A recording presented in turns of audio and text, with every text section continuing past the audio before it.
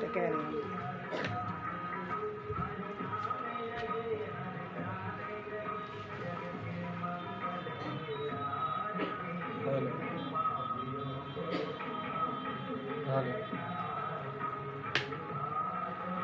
Hello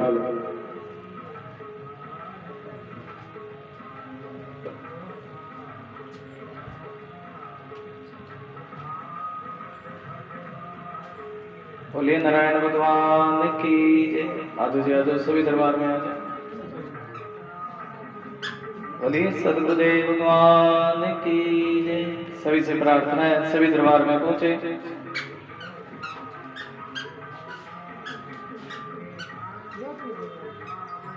बोलिए विष्णु भगवान की जय। आजू जी आजू जय जय श्री राधे।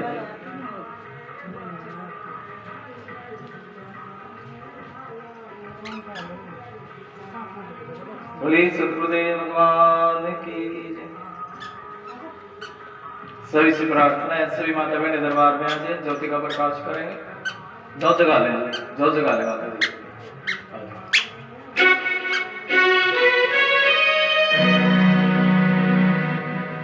सर्वमंगल मांगले शिवे सर्वार्थ साधिके शरणे त्र्यंबके गौरी नारायणी नमोस्तुते।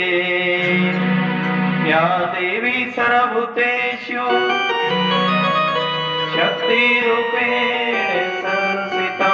हाथ जोड़े सभी। नमस्तस्ये नमस्तस्ये नमस्तस्ये नमो नमः।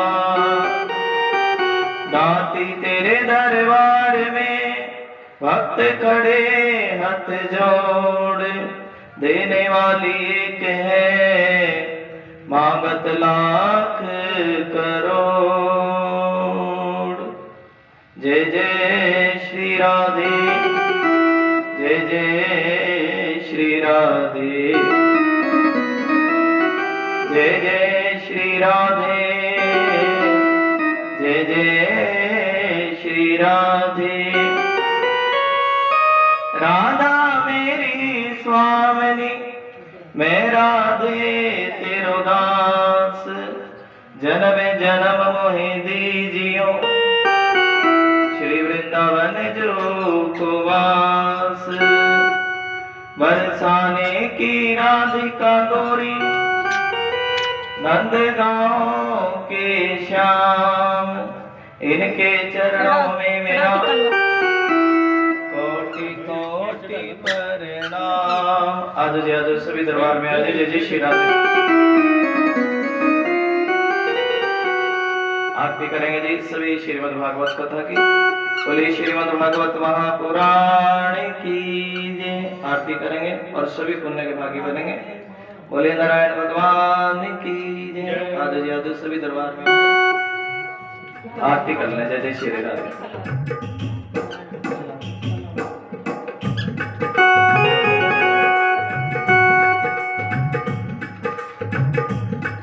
हेलो हेलो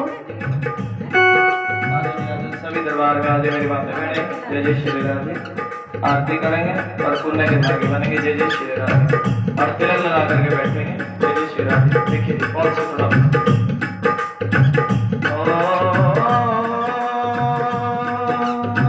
आनंद है। जय जय श्री राधे।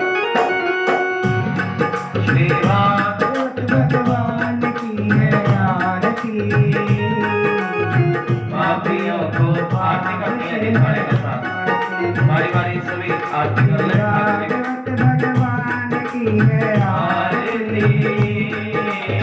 पापियों को पाप से है तारती।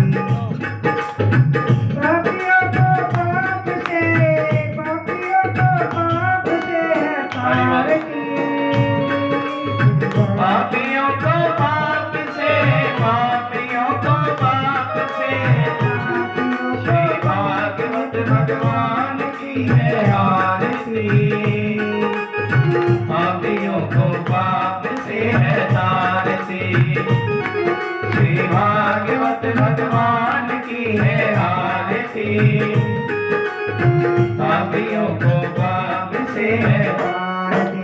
हरि बोल जय जय। एक बार ये बच्चे इधर आ जाएंगे, बेटे का फोटो देखो ठीक आ रही है कि नहीं। श्री भागवत भगवान की है आरती, पापियों को पाप से है तारती। आ जाओ।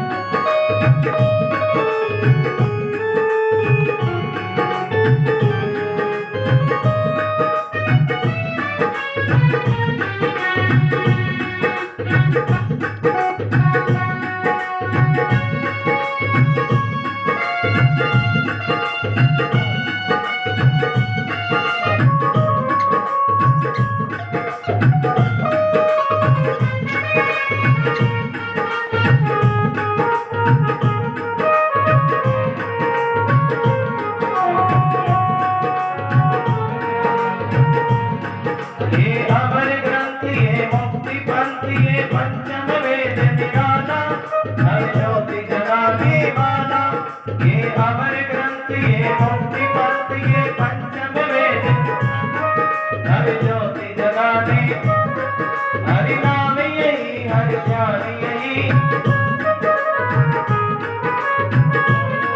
जग के मंगल की आरती, पापियों को पाप से है तारती।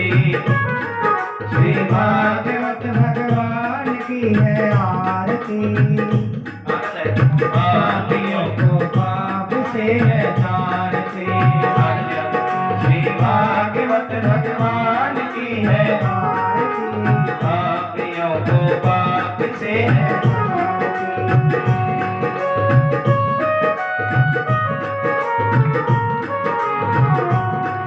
ये शांति गीत पावन दुनित पापों को मिटाने वाला, हरि हरि कराने वाला।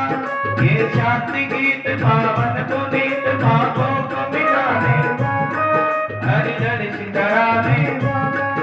ये सुख करणी ये दुख हरणी, ये सुख करणी ये दुख हरणी, श्री मधुसूदन की आरती, पापियों को पाप से है तारती। श्री भागवत भगवान की है आरती।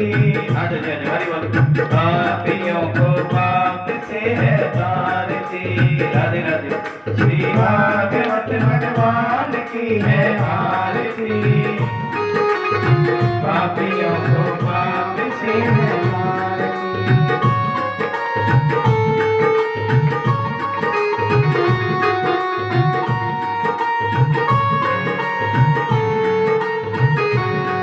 श्री भागवत भगवान की है आरती, पापियों को पाप से है तारती। श्री भागवत भगवान की है आरती, पापियों को पाप से है तारती। हरे कृष्ण कृष्ण कृष्ण हरे हरे, हरे राम हरे राम। जय जय श्री राधे। हरे कृष्ण कृष्ण कृष्ण हरे हरे, हरे राम राम राम हरे। हरे कृष्ण प्रेम से सभी आनंद लेके बोलेंगे। राधे राधे। अपना अपना सामान ले लें। जय जय श्री राधे। बोले विष्णु भगवान की जय जयकार बनाएंगे धर्म की। हरि बोल। सारे बोले जय बोल।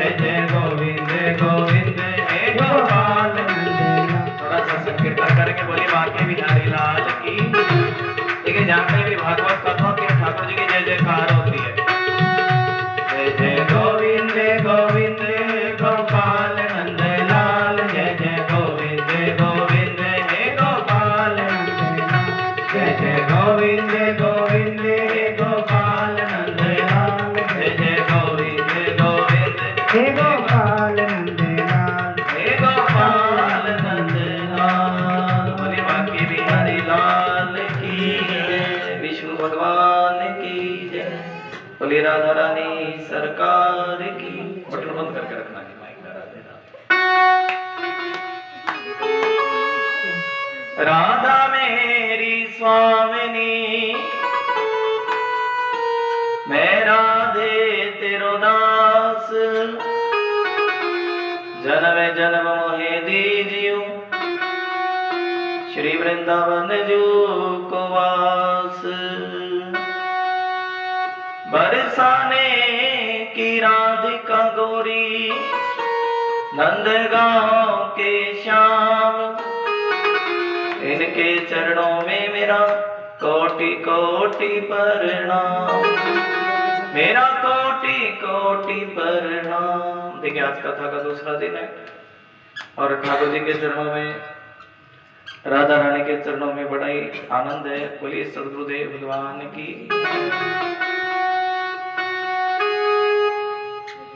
देखिए सबसे पहला भाव तो कथा का कि कथा किसको श्रवण करनी चाहिए। देखा जिसके मन में भगवान की भक्ति हो उसको श्रीमद् भागवत कथा का श्रवण करना चाहिए।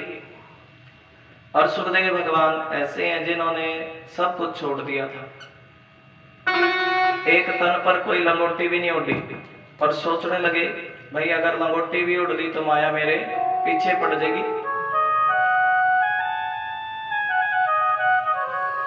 देखिए जिस समय घर बार छोड़ के गए सुखदेव जी के पिता व्यास जी पीछे पीछे भागने लगे मोह के कारण। कहने लगे बेटा रुक जाओ बेटा रुक जाओ बेटा रुक जा बेटा रुक जा बेटा रुक जाओ। अब बेटे को तो परमात्मा के नाम में आनंद आता है, भगवान के भजन में आनंद आता है और ऐसा भाव भी है जो एक बार भगवान के रास्ते पर चल पड़े ना चाहे कोई भी हो और फिर उसको और किसी दूसरी जगह सच्चा देखिए सच्चे भगत की पहचान है। एक बार जो परमात्मा के रास्ते पर चल पड़े फिर उसको दूसरी जगह पर आनंद नहीं आता है। परीक्षा ने उत्तर दिया था सुखदेव भगवान की तरफ से, कहा सुनो व्यास जी, अरे आप इतने ज्ञानी व्यक्ति हो, आपने 4 वेद लिखे, 6 शास्त्र लिखे, 18 पुराण लिखे, महाभारत का ग्रंथ लिखा और हम तो बड़े अज्ञानी हैं। कौन कह रहे हैं जी? वृक्ष कह रहे हैं। और हमारे ऊपर देखो हमारे ऊपर कितने फल लगते हैं और कितने फल टूट जाते हैं, लेकिन उसके बाद भी हम किसी मोह के चक्कर में नहीं पड़ते। और आप एक ही बेटे के मोह के चक्कर में भाग लिए। सुखदेव भगवान कह रहे सुनो पिताजी, क्या पता कितनी बार मैं आपका बेटा बनकर कितनी बार आप मेरे पिता बने, कितनी बार मैं आपका ये तो है ना जी, और एक बार मैं आपका बेटा क्या बन गया, क्या मेरा पीछा नहीं छोड़ रहे? सुखदेव भगवान कह रहे है ना।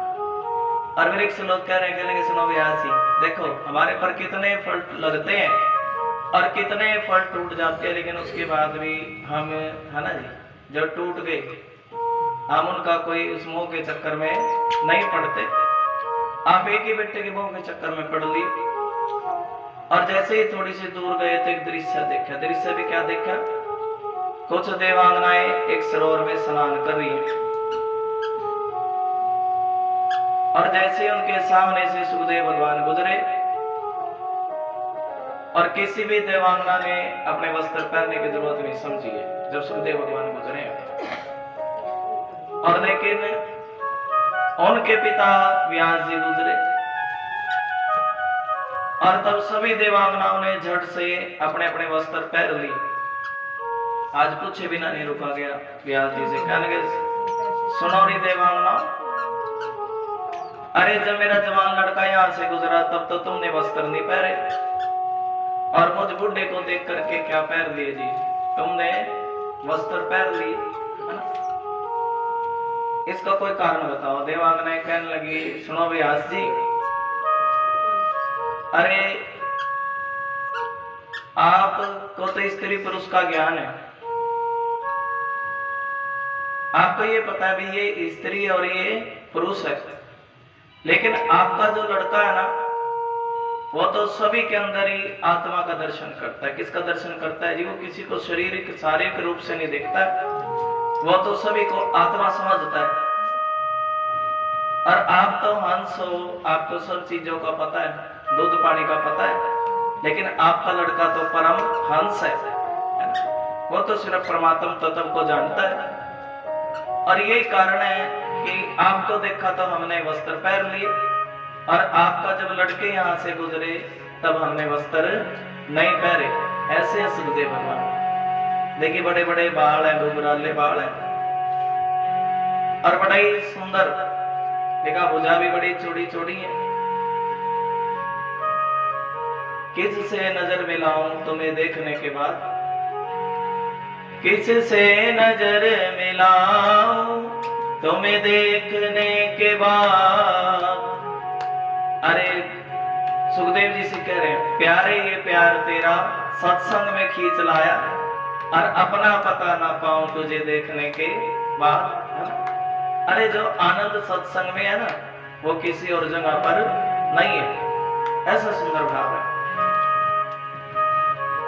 और नारद जी भी व्यास जी से कहने लगे, सुनो व्यास जी, आपने इतने वेद लिखे, इतने शास्त्र लिखे, और आपके मन को, आपका मनोरथ भी पूरा अग्नि, मन को कहीं शांति भी है कि नहीं है? तब व्यास जी ने कह दिया था, सुनो नारद जी क्या बताऊं, सब इतने वेद लिखे, शास्त्र लिखे, पुराण लिखे, लेकिन अभी तक भी मेरे मन को शांति नहीं है। नारद जी ने कह दिया, सुनो व्यास जी, अरे जो आनंद प्रभु की लीला में है ना, ध्यान लगा के सुनो, वो आनंद किसी दूसरी जगह पर, जो सुख देखो राम भजन में, सौ सुख नहीं अमीरी में। जो सुख देखो राम भजन में, और सौ सुख नहीं अमीरी में। देखिए जो सुख परमात्मा के भजन में है, वो सुख किसी दूसरी जगह पर नहीं है। कह रहे ना, जो सुख देखो राम भजन में, सौ सुख नहीं अमीरी में, और मन लागो मेरो यार फकीरी। ऐसा सुंदर नारद जी कहते हैं। नारद जी वीणा पर भगवान का भजन करते हैं,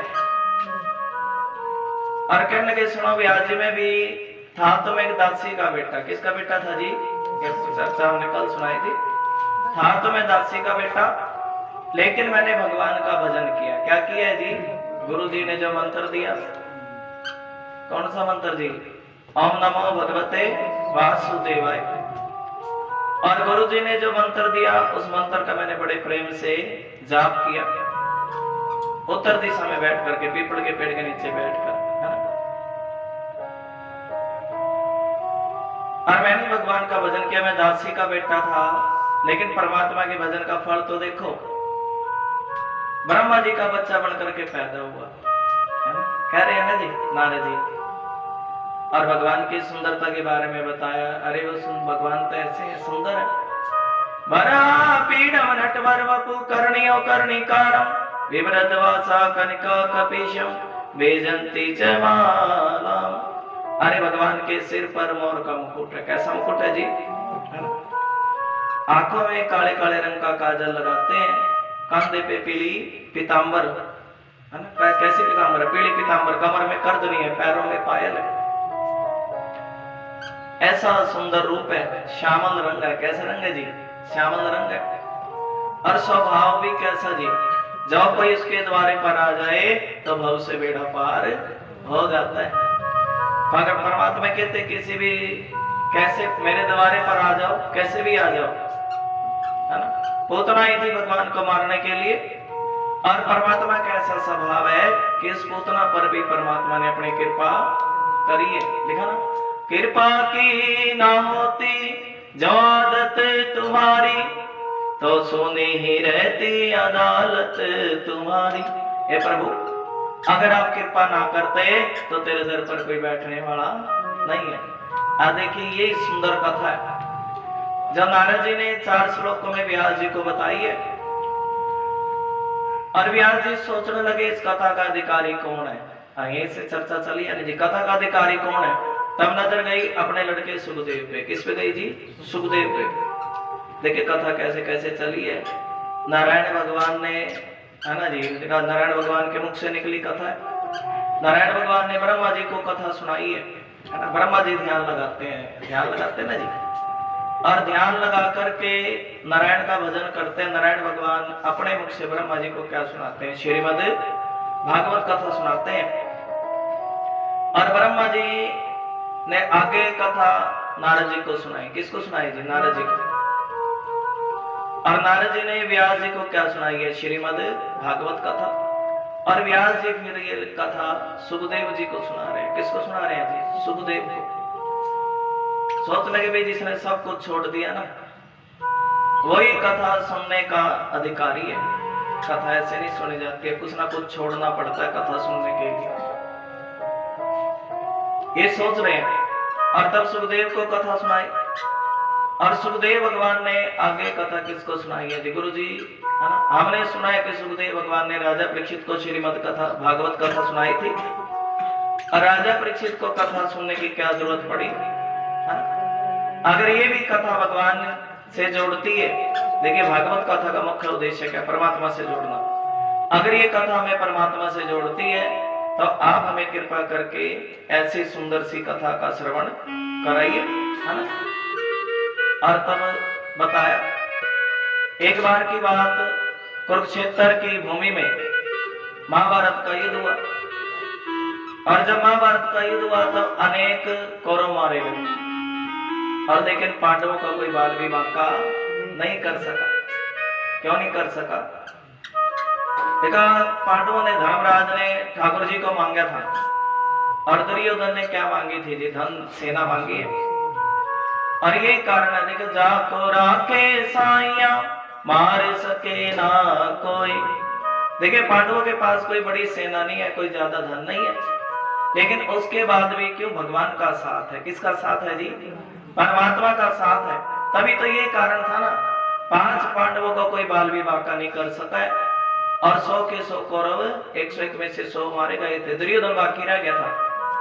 और जिस समय दुर्योधन भी, क्यों? दुर्योधन कभी अपनी तलवार इस कोने में मारे, कभी परले कोने में मारे, शरीर अधमरा बन गया था। क्यों? भीम की गदा दुर्योधन की जगह पर पड़ी थी, शरीर अधमरा बन गया। तभी अश्वत्थामा आया। दुर्योधन से क्या लगा? सुन दुर्योधन,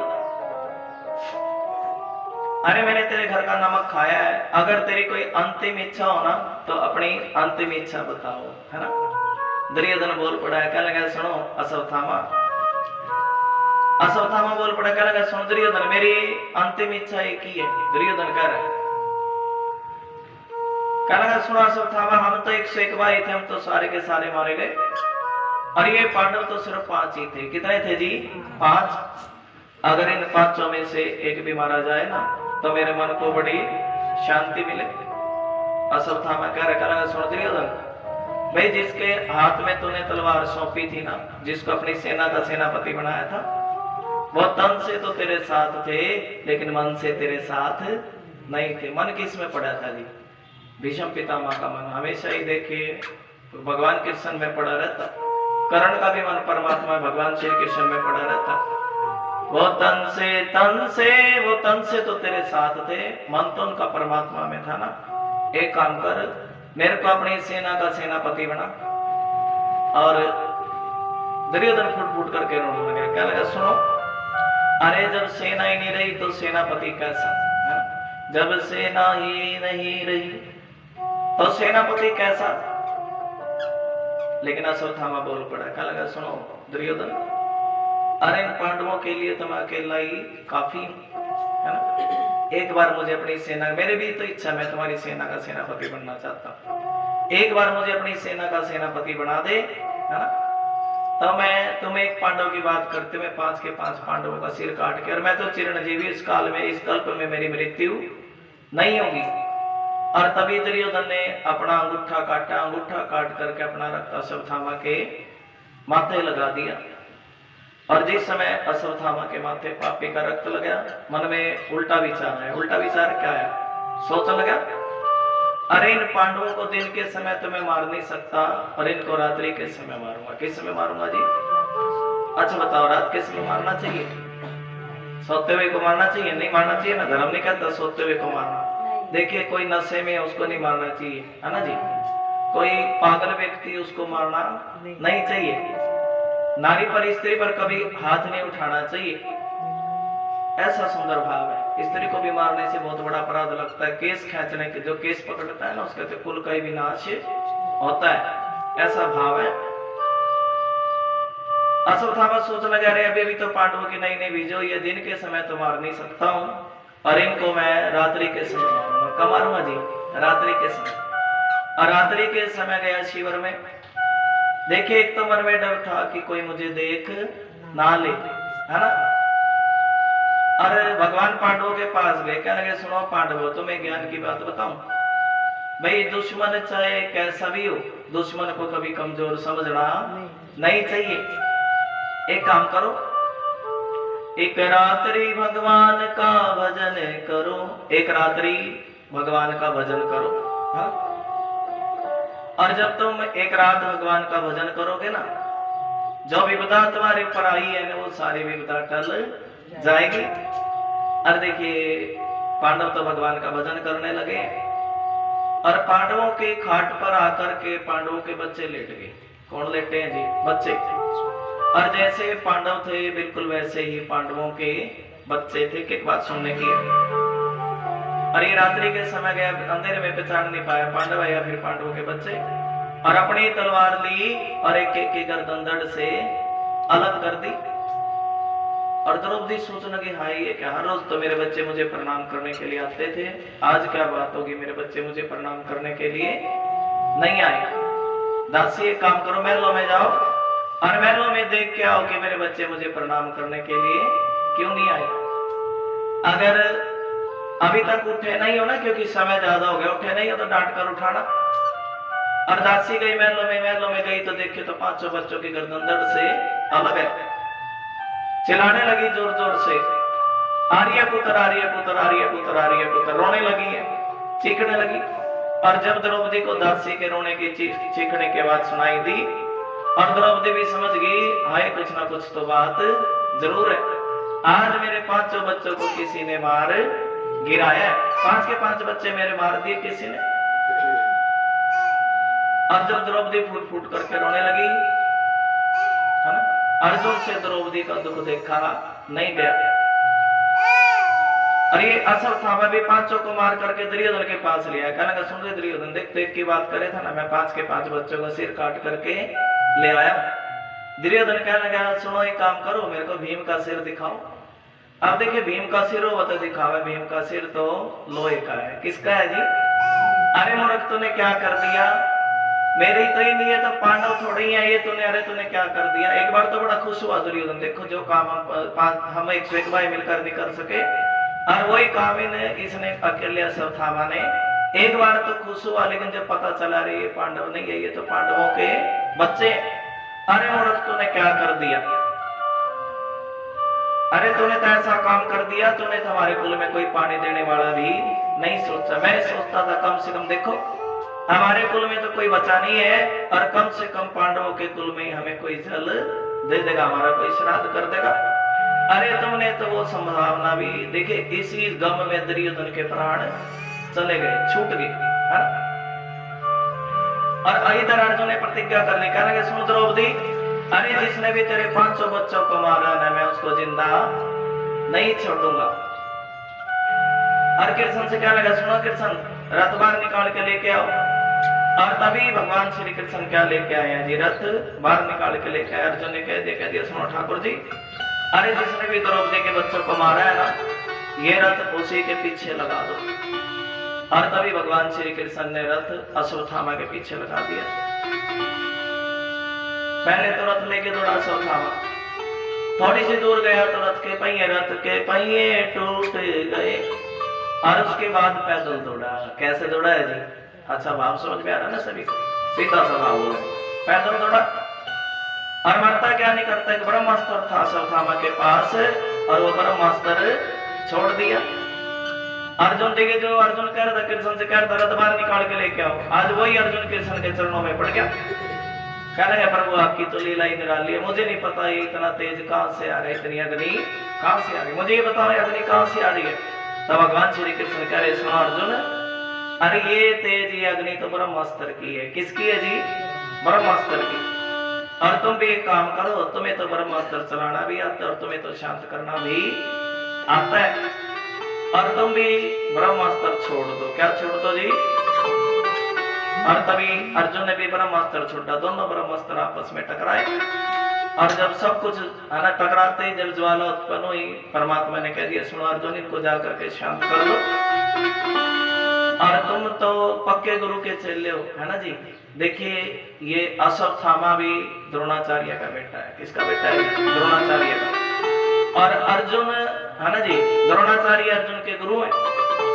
लेकिन अर्जुन ने तो ब्रह्मास्त्र चलाना भी सीखा और शांत करना भी सीखा है। और अश्वत्थामा के पास सिर्फ चलाने की विद्या, लेकिन शांत करने की विद्या नहीं है।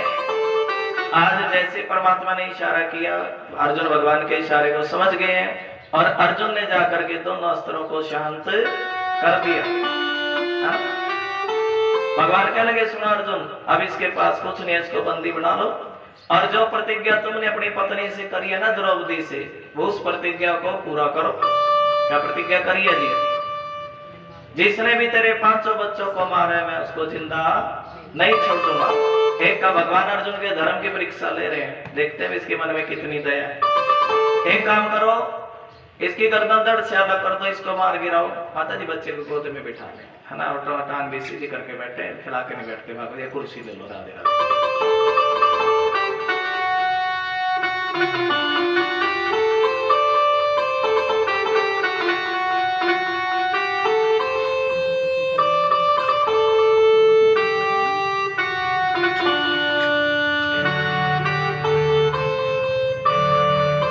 क्या प्रतिज्ञा करो? जो प्रतिज्ञा तुमने अपनी पत्नी से करी है उस प्रतिज्ञा को पूरा करो। देखिए अर्जुन के धर्म परख रहे हैं परमात्मा, लेकिन अभी भी देखिए भगवान के कहने के बावजूद भी अर्जुन के मन में है ना अश्वत्थामा को मारने की इच्छा नहीं हुई। दया धर्म का मूल है ना। देखिए दूसरे पर दया करना ही ये धर्म कहता है। दूसरे पर क्या करनी चाहिए जी बताओ? चाहे कोई लाख बुरा करे लेकिन हमें उसका बुरा करना नहीं चाहिए, यही धर्म कहता है। अर्जुन ने आज बेड़ियों में जकड़ के द्रौपदी के पास ले आए और द्रौपदी के पास ले आए, तब द्रौपदी कहने लगी सुनो अर्जुन इसकी बेड़ियां खोल दो। क्या खोल दो? बेड़ी। अरे मैं नहीं चाहती कि जो दुख मैंने झेला वो दुख और किसी माँ को भी झेलना पड़े। इसकी बेड़ी खोल दो, इसको जाने दो। उधर भीम बोल पड़ा, क्या लगा भाई इसने एक बच्चे नहीं मारे, इसने तो 5 बच्चे मारे, तू नहीं मारेगा तो मैं इसको मार डालूंगा। अब भगवान श्री कृष्ण की तरफ इशारा किया, परमात्मा ने कह दिया सुना अर्जुन शास्त्रों में दोनों बातें मैंने लिखी हैं। क्या लिखी हैं जी? इसको बैठा दो माता जी बच्चे को। भाई कौन सी बातें लिखी हैं? भाई ब्राह्मण को कभी मारा नहीं जाता है ना, ब्राह्मण का देह वध नहीं किया जाता है। और तभी ब्राह्मण को मारने से बड़ा ही पाप लगता है। तभी अर्जुन देखिए पक्के गुरु का चेला है, आज कैसा जी धक्के मार करके अश्वत्थामा को शिविर से बाहर निकाल दिया। अश्वत्थामा की माथे की मणि ले ली और अश्वत्थामा सोचने लगा देखो इन पांडवों ने धक्के मारकर मेरे को शिविर से बाहर निकाला है और मैं इनके कुल में कोई पानी देने वाला भी नहीं छोड़ूंगा। और तभी नजर उत्तरा पे गई। किस पे गई जी? अभिमन्यु की पत्नी है उत्तरा, है ना। और उत्तरा के घर में देखिए यहाँ से भाव सुनो, उत्तरा के घर में एक छोटा सा बच्चा है, नाम क्या है जी बताओ? क्या नाम है जी? परीक्षित। आनंद है ना, परीक्षित छोटा सा बच्चा। उस बच्चे पे सोच लगे इनके कुल में कोई इनका लास्ट अंश बचा है पांडवों का और इसको भी मैं जिंदा नहीं छोड़ूंगा। उसको मारने की कोशिश करी अश्वत्थामा ने, वही ब्रह्मास्त्र उस बच्चे के ऊपर छोड़ दिया। किसके ऊपर छोड़ दिया जी? है ना, बच्चे के ऊपर। जब ब्रह्मास्त्र छोड़ा तो ऐसा भाव संत लोग कहते हैं कि वो बच्चा अपनी माँ के गर्भ में ही मर चुका था। लेकिन उत्तरा गई दौड़ी दौड़ी कृष्ण के पास, कहने के सुनो करो आज कोई ऐसे लीला करके दिखाओ कि जिसका भगत लोग सदियों सदियों तक गुणगान करते रहे। और मैंने सुना कि तुम्हारी लीला श्रवण करने से ही भक्तों का बेड़ा भव से पार हो जाता है, भक्तों का उद्धार हो जाता है, कह रही है उत्तरा। और देखिए तभी परमात्मा ऐसे दयालु है, भगवान के चरणों में पड़ गई, है ना। तभी परमात्मा उत्तरा के गर्भ में गए। अंगूठे का रूप बनाया, उत्तरा के गर्भ में गए और 9 महीने रह करके उस बच्चे की रक्षा जीवित कर दिया। उस मरे हुए बच्चे को जीवित करने के 9 महीने रह करके उत्तरा के बच्चे की रक्षा करिए। और कभी कभी परमात्मा उत्तरा से मखौल करते, कहने लगे सुन रही उत्तरा, एक बात तो बता, अरे मैं तेरे को माँ कहूं कि बेटी कहूं? एक नाते में तो तू मेरी बेटी लगती, किस नाते में लगे जी, है ना? राधे राधे, है ना? अभिमन्यु की पत्नी है ना, अभिमन्यु अर्जुन के लड़के, एक नाते से तो तू मेरी बेटी लगती है और एक रिश्ते से तू मेरी माँ भी लगती है कि मैं तेरे बच्चा माँ के गर्भ में रहकर मैं तेरे गर्भ में रहा है। और ये बता तेरे को तुझे माँ कहूं, मखौल करते हैं उत्तरा से, है ना? और ये सारा दृश्य कुंती ने देखा। कुंती समझ गई, कुंती कहने लगी सुनो कृष्ण, अरे मैं जिसको साधारण समझती थी ना, आज मुझे पता चल चुका है कि तुम तो साक्षात नारायण हो। कौन हो? तुम तो साक्षात नारायण हो। आज मैं जान चुकी हूँ। चरणों में पड़ गई काम आती और कहने लगी हे प्रभु, अरे जब जब भी मेरे ऊपर संकट आया है ना, हर दुख में तुमने मेरा साथ दिया है, साथ निभाया है। और भगवान से प्रार्थना करिए कि सुनो प्रभु, अगर आप दुख में ही साथ देते हो तो मेरी झोली में दुख डाल दो। क्या डाल दो जी? दुख डाल दो। और मेरे को तो दुख ही बड़े है, तुम्हारे तो मुझे दुख भी बड़े अच्छे है ना। दुख में है प्रभु, अगर आप दुख में रहते हो, साथ निभाते हो तो मेरी झोली में दुख डालो। भगवान ने कहने लगे अरे बुआ, मेरे पास दुख नहीं है। यहाँ पर तो जो कोई आ जाता है, मेरे द्वारे पर जो कोई आ जाता है उसको तो सुख ही सुख, हर तरीके से आनंद ही आनंद होता है। प्रेम से बोले राधे राधे, है ना? ऐसे कह रहे हैं ना। देखिए जब व्यक्ति अपनी गाड़ी भगवान के हवाले सौंप देता है ना, परमात्मा के हवाले, है ना, हमारे अंदर दिक्कत यही है कि हम अपनी गाड़ी अपने हिसाब से चलाने की कोशिश करते हैं, तब दुख पाते हैं। अगर ये गाड़ी, ये जीवन भगवान के हवाले सौंप दे, अपनी गाड़ी परमात्मा के हवाले सौंप दे, तो भव से बेड़ा पार हो जाए। अच्छा कौन कौन सौंपेगा? थोड़ा हाथ खड़े कर दो। सौंपेगा ना जी? प्रेम से बोलो राधे राधे। भाव है तेरे भरोसे मेरी गाड़ी, एक भजन के माध्यम से और कथा के माध्यम से कथा भाव बनाएंगे, अपनी गाड़ी सौंपेंगे। तेरे भरोसे मेरी गाड़ी, तू जाने तेरा काम जाने। तेरे भरोसे मेरी गाड़ी, तू जाने तेरा काम जाने। प्रेम से बोले तेरे भरोसे मेरी गाड़ी, तू जाने तेरा काम जाने। तेरे भरोसे मेरी गाड़ी। राधे राधे जी। थोड़ा भाव बोलेंगे, बोले विष्णु भगवान की है।